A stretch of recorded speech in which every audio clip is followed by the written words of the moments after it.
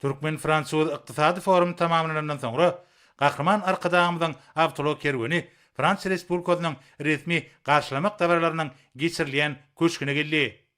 Bu ýerde Türkmen halkynyň milli lideri, Türkmenistanyň halk maslahatynyň başlygy Gurbanly Berdimuhammedow resmi garşylamak dabarasy boldy. Köşküň Hormat meydançasynyň merkezi derweziniň öňünde Gahraman arkadağymyzy Frans Respublikasynyň ýatlamalar we veteranlaryň işleri boýunça ministri hanım Patricia Miralles we Paris şäheriniň harby gubernatory general Loic Mizon mehirli garşyladylar. Resmi garşylamak dabarasynyň başynda iki ýurduň döwlet senalary ýanglandy.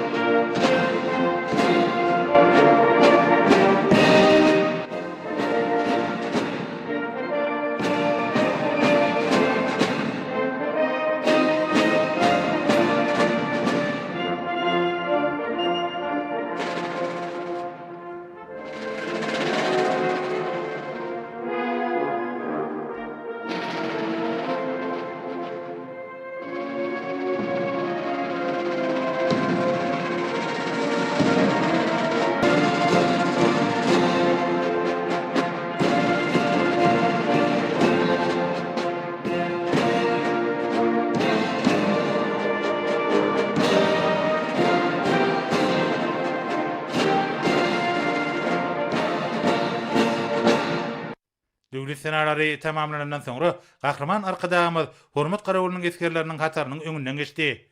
Soňra Gahraman arkadağymyz Frans Respublikasynyň resmi wekiliýetiniň agdalaryny tanışdyrdy. Şeýleki ministri Patricia Miralles Türkmenistanyň resmi wekiliýetiniň agdalaryny tanışdyrdy. Dabara tamamlanandan sonra Gahraman arkadağymyz bir ýerden ugrady.